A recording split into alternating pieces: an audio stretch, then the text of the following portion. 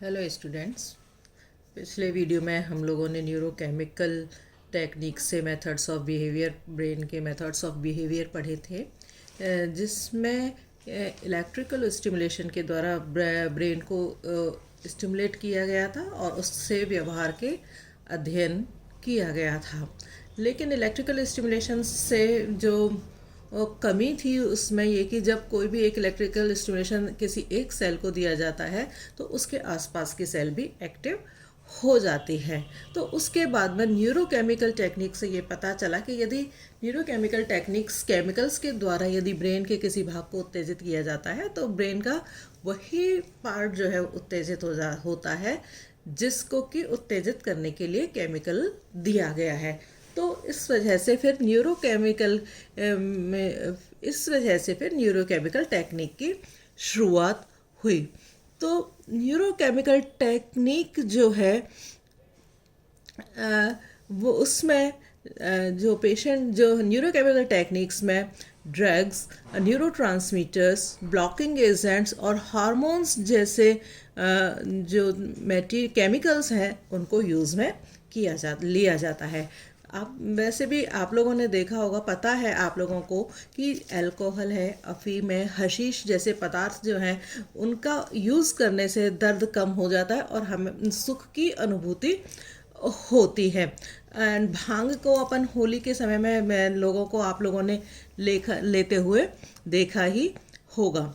तो ये जो केमिकल्स हैं इनको मुख से लिया जा सकता है, पेशियों के द्वारा लिया जा सकता है और रक्त के द्वारा भी इनको लिया जा सकता है। मीन्स ब्लड से ओरली और मसल्स के द्वारा इनको लिया जाता है और ये सीधे ही मस्तिष्क में कुछ रसायन का निवेशन भी यदि कर दें तो वो मस्तिष्क फिर उनका व्यवहार एक्सप्रेस करता है।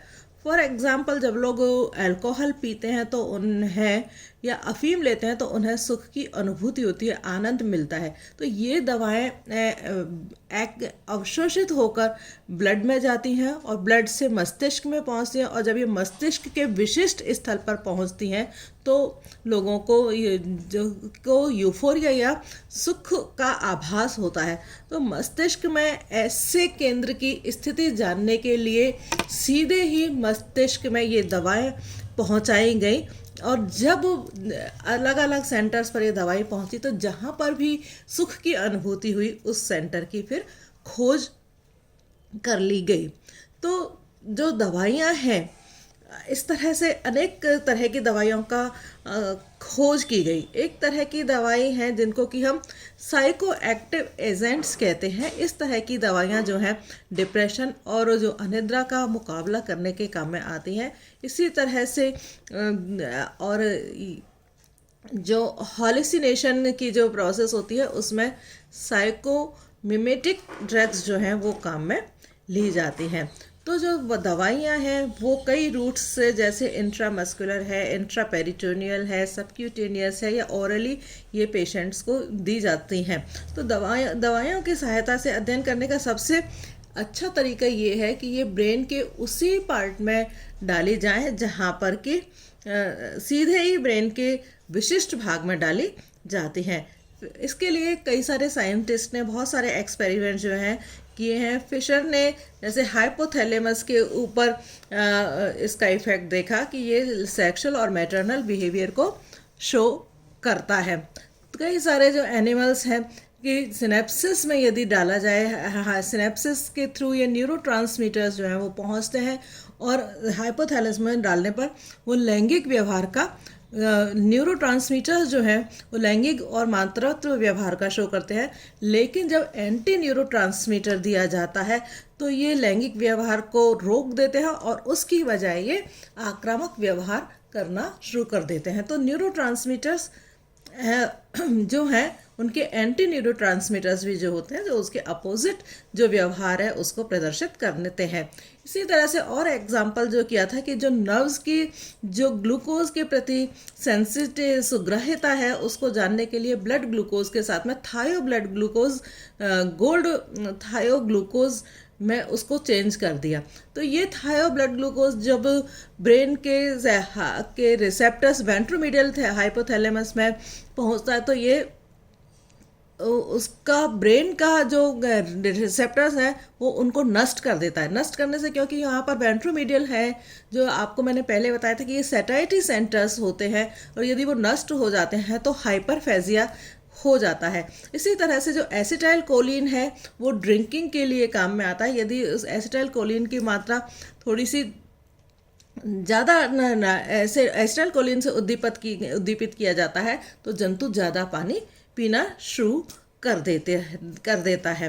तो इसी तरह से एस्ट्रोजन को यदि मेल या फीमेल के ब्रेन में पहुंचाया जाता है तो जो वो है तो इस हार्मोन के इफ़ेक्ट से मेल और फीमेल जो हैं वो पेयर बनाने के लिए करने लग जाते हैं। लेकिन यदि एस्ट्रोजन को एंटीरियर हाइपोथैलेमस में डाला जाता है, एंटीरियर थाइमस डाला जाता है, इसके अलावा यदि मस्तिष्क के किसी अन्य भाग में डाला जाता है तो ये व्यवहार प्रदर्शित नहीं किया जाता है। तो इसी तरह से टेस्टोस्टेरोन हार्मोन जो है वो भी हाइपोथैलेमस के यदि प्री ऑप्टिक क्षेत्र के सेंटर में डाला जाता है तो ये मेल और फीमेल दोनों को ही मैटरनल बिहेवियर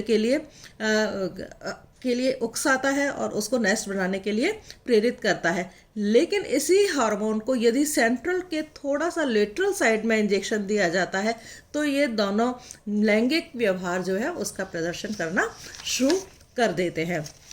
तो इस तरह से स्टूडेंट्स जो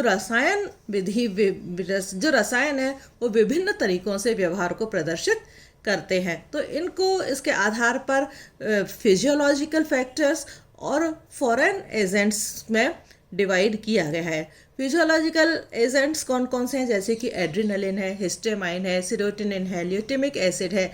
ये फिजियोलॉजिकल फैक्टर्स हैं जो कि सामान्यतः शरीर के अंदर पाए जाते हैं। लेकिन कभी कभी जब दवाई के रूप में इनको शरीर के अंदर पहुंचाया जाता है तो ये फिर एक तरह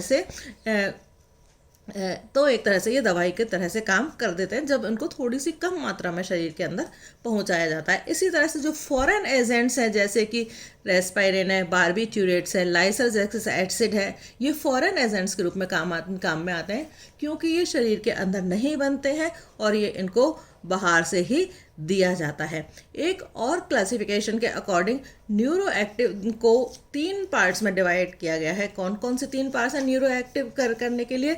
एक तो ट्रिक्विलाइजर है, दूसरा एनर्जाइजर्स हैं और तीसरा हिप्नोटाइजर्स हैं।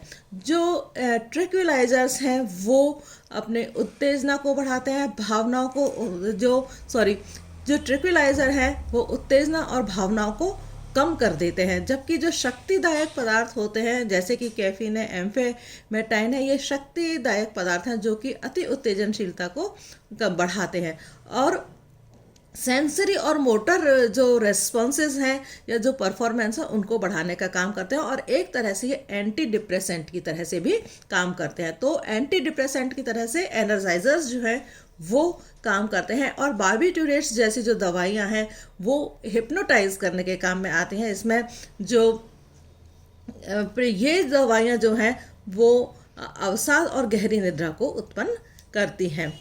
तो इन चीज़ों की खोज जो है ब्रेन की ज़्यादा जानकारी के लिए एक जो टेक्निक है खोजी गई है जिसको कि हम टोमोग्राफिक टेक्निक कहते हैं, जिसमें ब्रेन की जो CS सेक्शंस की जो छवियां हैं वो कंप्यूटर प्रोग्रामों के द्वारा तैयार की जाती हैं। तो tomography and positron emission tomography भी ब्रेन की जो फोटोग्राफ्स हैं या पिक्स लेने के काम में आती हैं।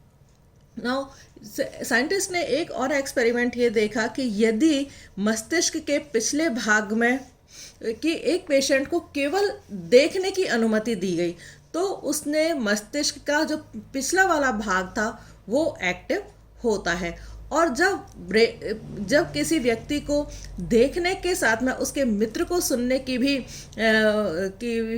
अनुमति दी तो उसका लेफ्ट में जो लेफ्ट टेम्पोरल लोब है वो भी एक्टिव हो जाता है और साथ में ही उस दोस्त की बात सुनने की वजह से उनका जो विश्लेषण करने की क्षमता जो होती है, इमेजिन प्लानिंग की क्षमता जो होती है वो भी उनके अंदर धब्बों के रूप में दिखाई देती है। एंड यदि किसी व्यक्ति को देखने के साथ साथ म्यूज़िक सुनने की यदि वो परमिशन दी जाती है संगीत सुनने की, तो उसका राइट टेम्पोरल लोब जो है वो एक्टिव हो जाता है। और यदि ये सारे काम उसको साथ साथ करने की, कि वो म्यूज़िक की आवाज़ भी सुन ले, दोस्त की बात भी सुन ले और देख भी ले, तो उसके जो ब्रेन जो है ट्रोमोग्राफिक मशीन के द्वारा वो अलग अलग जगह पर धब्बों के रूप में दिखाई देता है। मीन्स सारे जो सेंटर्स हैं वो एक साथ फिर एक्टिव हो जाते हैं।